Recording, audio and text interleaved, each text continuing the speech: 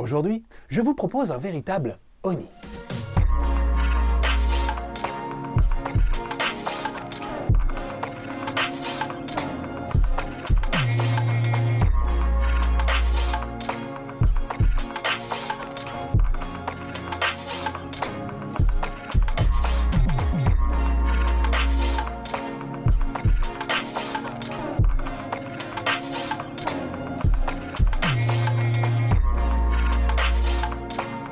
Chers amis, bonjour. Alors quand je parle d'Oni, eh bien je parle d'objets horlogers non identifiés, bien sûr. Et là, franchement, il faut avouer, Timex, ils ont fait fort. Alors bien sûr, depuis quelques temps, c'est la grande mode du vintage. Tous les manufacturiers revisitent leur passé, mettent le nez dans leurs archives.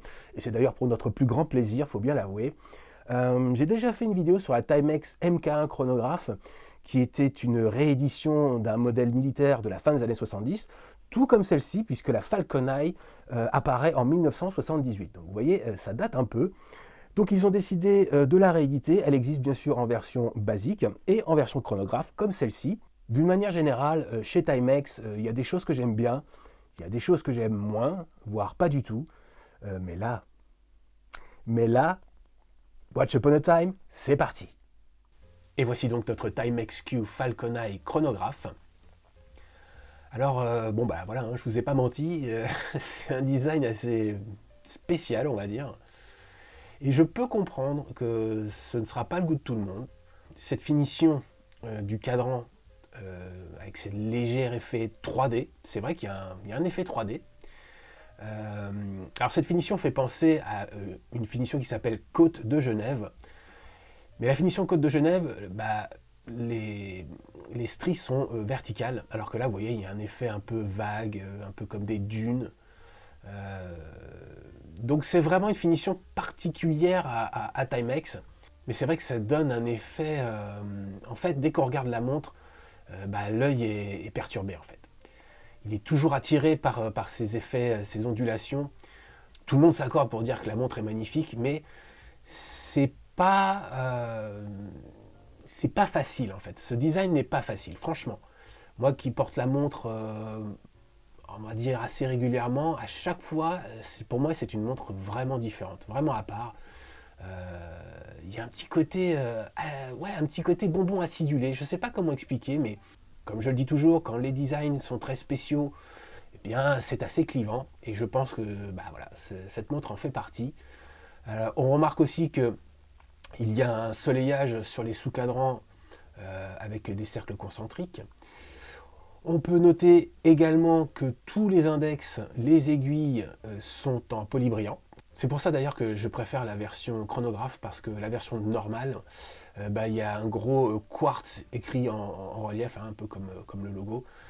C'est pas très joli, donc moi je vous conseille, si c'est votre truc, ce genre de montre, prenez la version chrono, c'est quand même plus sympa, je trouve. C'est vrai que la montre est quand même super bien finie. Là-dessus, moi j'avais très peur du fait, j'ai une autre Timex, et je trouvais quand même que pour le prix, la finition n'était pas terrible. Et bien là, en particulier au niveau de l'aiguille du chronographe, et bien là je peux vous dire que c'est parfaitement aligné.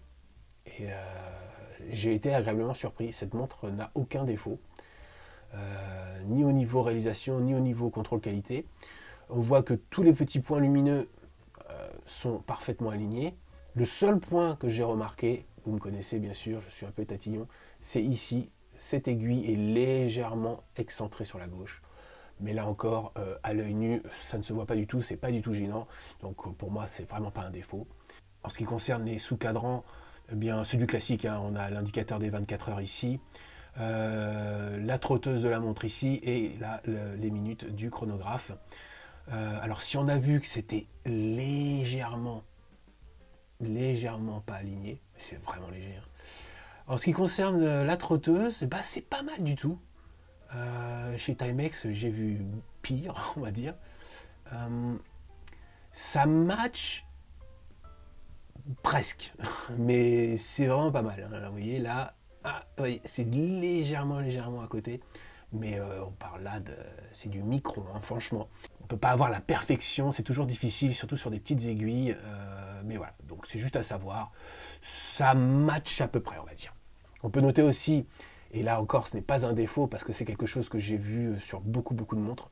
Je ne sais pas pourquoi, peut-être à cause du poussoir ici, mais le guichet de la date, vous voyez, il est légèrement plus proche de cet index-là que de celui-ci. Je pense vraiment que c'est à cause du poussoir parce que je retrouve ce genre de choses très fréquemment. Donc là aussi, ce n'est pas un défaut, c'est comme ça. Mais on voit que le numéro est parfaitement centré dans le guichet. Donc ça aussi, belle exécution. Alors bien sûr, on parle beaucoup du cadran. C'est vrai que c'est un peu le clou du spectacle, on va dire. Mais j'aimerais attirer votre attention sur le boîtier. Parce que franchement, lui aussi, il est très original. Avec cette espèce de forme un peu octogonale, on va dire. Et puis ces transitions entre le polybrillant et le satiné, qui sont vraiment bien réalisées. On peut également s'attarder sur l'intégration du bracelet, parfaitement intégré dans le boîtier. Et vous voyez, le brossage satiné est le même du bracelet au boîtier, comme si ça avait été fait en une seule fois. Ça, c'est assez génial. Franchement, on ne voit pas ça sur beaucoup de montres. Évidemment, le boîtier et le bracelet sont en acier inoxydable. Il y a une jolie diminution. Le bracelet est très fin. On est sur de la goupille, bien sûr. Bon, le fermoir, un peu cheap, mais franchement, la qualité générale du bracelet est assez bonne parce que, bon, là, on voit que c'est siglé Timex, mais vous voyez, c'est polybrillant sur les côtés. Et puis surtout, les maillons sont très fins. Donc, c'est pas difficile de trouver le bon réglage. Et puis, il est très confortable. Il est léger. Enfin, je veux dire, il épouse parfaitement votre poignet. Et il n'arrache pas du tout les poils. J'avais un peu peur de ça, mais pas du tout. Là-dessus, ce bracelet, c'est franchement une réussite. Et ouais, ça match la réussite de la montre en général. Donc là-dessus, ouais, c'est vraiment une montre de qualité. Alors, on va parler un petit peu dimension. Nous sommes sur un boîtier de 40 mm, une épaisseur de 13 mm, une longueur aux cornes de 46 mm, l'entrecorne, lui, est de 18 mm, le poids est de 106 grammes, le verre, alors c'est un verre en acrylique, bombé plat avec une jolie distorsion. Ça, c'est vraiment chouette. Mais bon, attention aux rayures. La résistance à l'eau est de 50 mètres. On peut noter aussi qu'elle a été fabriquée en Chine, cette montre. À l'intérieur de ce boîtier, il n'y a pas beaucoup d'informations en fait, mais je pense qu'on va certainement retrouver un Miyota.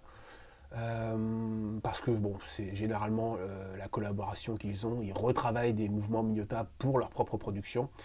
Et franchement, là-dessus, bon, ça a l'avantage du quartz, c'est sûr, donc c'est assez précis, ça là-dessus, il n'y a pas de souci. Mais surtout, j'ai été bluffé par le chronographe. Je vais vous montrer ça. Donc voilà, on le déclenche. Et il est rattrapant. Là, vous arrêtez, vous redémarrez. Mais si vous appuyez sur ce poussoir-là, vous attendez un petit peu. Et voilà. Vous voyez ? En fait, le chronomètre continue à fonctionner et il reprend sa course. Ça, c'est franchement rare. C'est une complication. Enfin, je sais pas, mais c'est très pratique pour un chronographe. Alors, par contre, il n'est pas flyback. Vous voyez, il se remet à zéro et c'est parfaitement aligné. Là-dessus, aucun problème. Ça m'a vraiment scotché. De la part de Timex, je ne m'attendais pas à ça. Je m'attendais à ce que ce soit un peu, voilà, un peu excentré, mais pas du tout. Donc vous voyez, je n'ai pas l'information précise sur le mouvement, mais c'est un très bon mouvement à quartz. Là-dessus, ça m'a bluffé. Et quand on opère le mouvement, il n'y a pas de souci, hein. Le grip est bon. La couronne est un peu petite. Mais bon, là c'est parce que j'ai les gants, hein, mais sinon ça passe, hein, sans problème. Bon, le premier cran pour la date. Voilà. Et vous voyez, tout est parfaitement centré. On peut dire un petit mot sur les poussoirs. Ils sont très qualitatifs, puisque celui-ci est très doux à opérer. On sent à peine le cran. Alors que celui-ci est beaucoup plus franc, beaucoup plus direct. Donc ça, c'est un petit raffinement, toujours agréable. Le côté rattrapant, c'est pas quelque chose qu'on voit souvent sur des chronographes, même des chronographes plus chers. Donc je pense que là-dessus, cette montre est assez incroyable parce que ouais, elle combine beaucoup de choses, peut-être un petit peu trop. Hein, je sais que ce cadran peut être un peu déroutant, on va dire. Moi, j'ai eu un peu de mal à m'y faire, hein, je vais être honnête avec vous. Je voulais vous montrer quand même que sur certains angles, on a un bleu absolument magnifique. Vous voyez, là, on voit pas trop les stries. J'aurais presque aimé avoir la montre comme ça, avec une espèce de, ouais, de bleu acier comme ça. C'est très, c'est très électrique, mais bon, comme je vous le dis, on aurait peut-être aussi perdu l'originalité de la montre, je sais pas. Mais en tout cas, on a toutes les variations de bleu.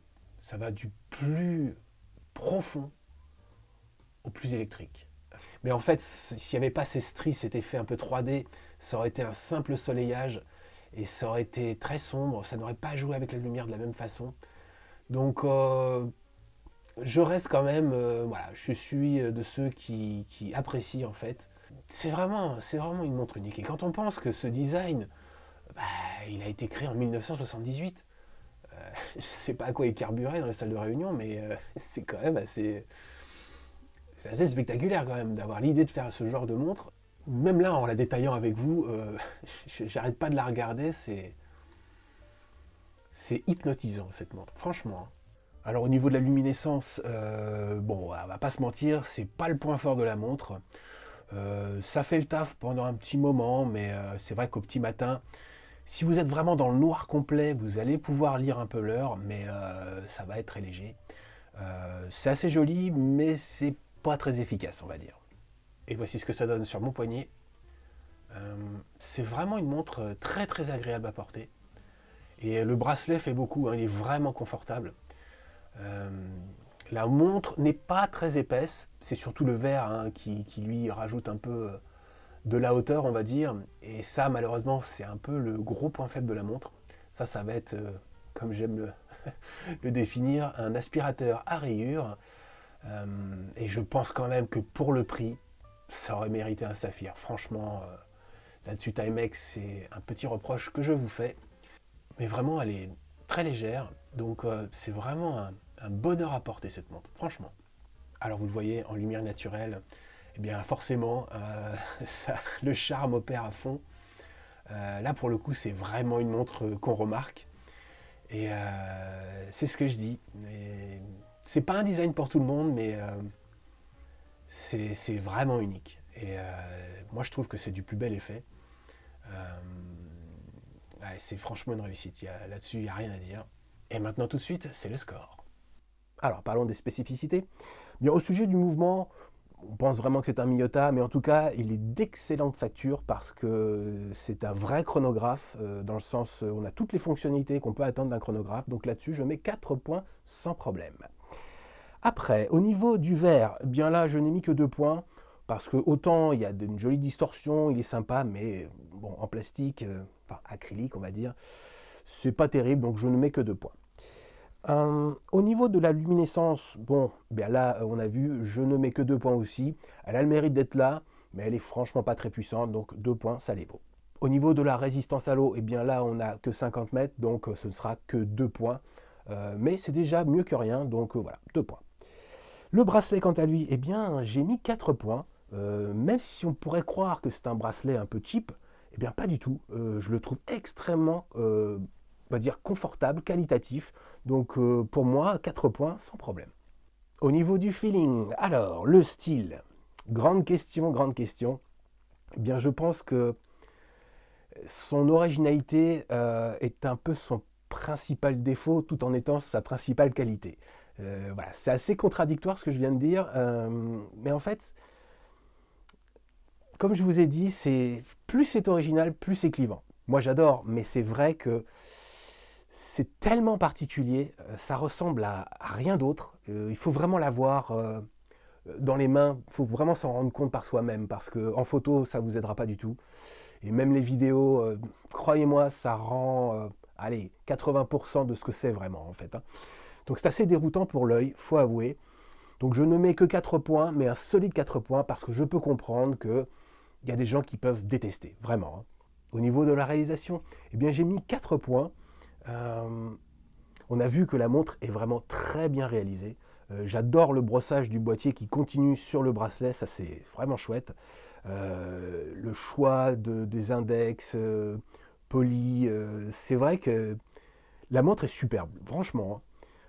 Alors on a vu que dans les aiguilles du sous-cadran, c'est pas super aligné ou ça ne matche pas parfaitement, mais c'est extrêmement difficile à voir à l'œil nu, on va dire. Donc un solide 4 points. Et puis aussi le choix du mouvement, c'est vraiment une bonne idée. Ils auraient pu se contenter de mettre juste un simple mouvement chronographe basique, on va dire. C'est pas le cas. Donc là-dessus, ils ont vraiment assuré. Au niveau du confort, eh bien, j'ai mis 4 points et un solide 4 points parce que la montre est légère. Le bracelet est ultra confortable, très facile de trouver son réglage. Elle porte pas très haut malgré le verre bombé. Et puis les proportions sont contenues, donc là-dessus 4 points sans problème. Au niveau de l'aspect pratique, eh bien, j'ai mis 3 points, un bon 3 points.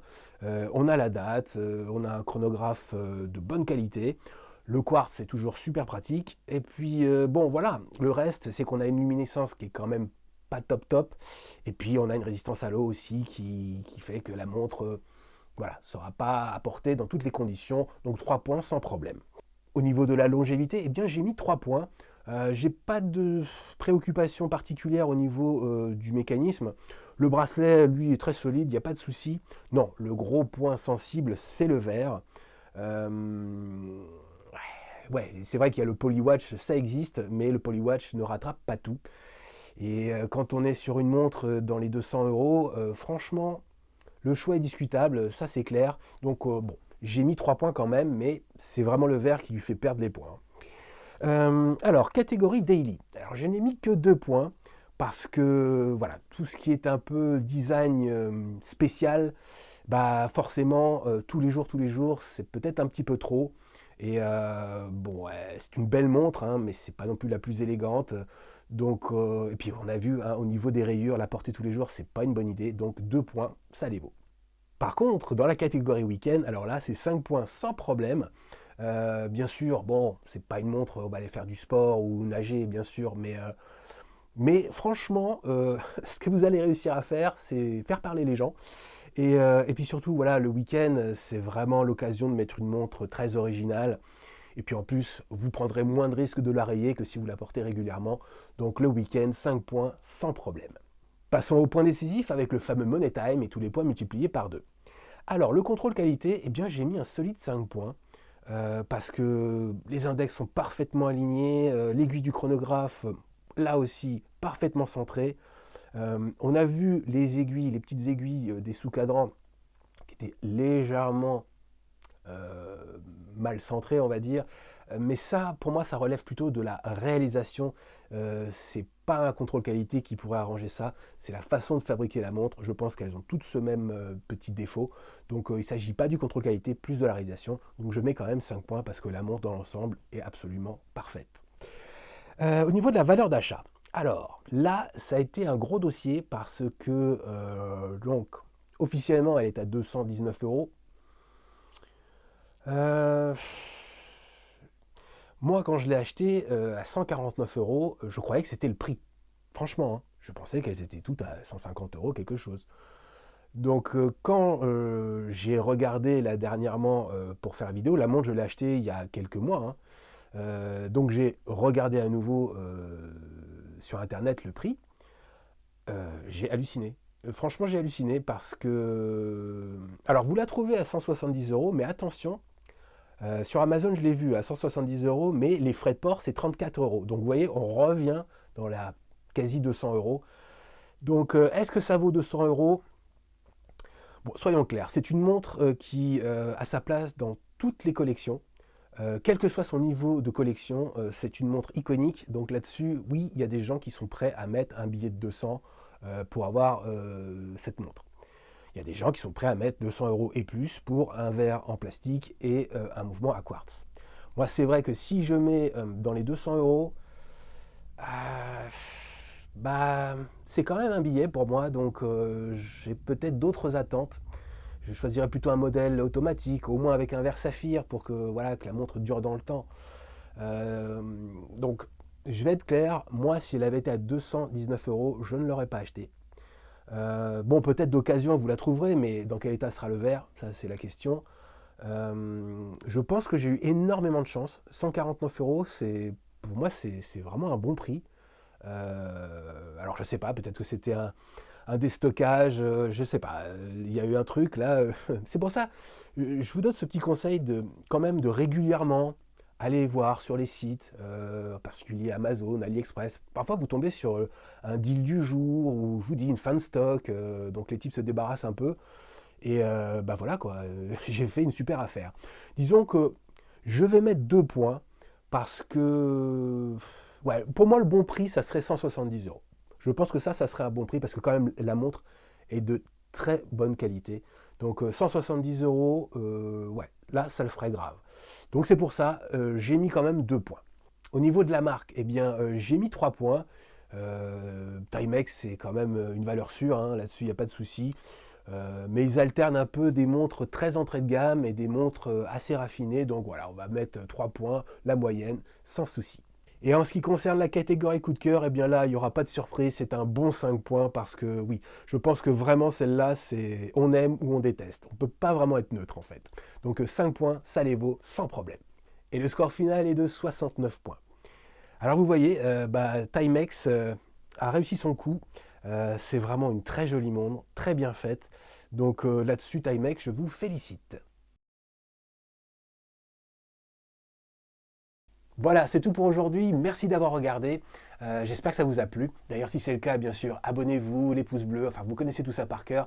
Mais ça fait toujours plaisir de se sentir soutenu dans son travail. Donc d'avance, merci. Alors évidemment, sans surprise, je vais vous conseiller cette montre. Elle est un poil chère. Mais vous avez vu, j'ai pu l'avoir à un tarif très raisonnable. Donc ça peut aussi vous arriver, soyez à l'affût. Mais en tout cas, comme je l'ai dit précédemment, c'est vraiment une véritable, une petite icône.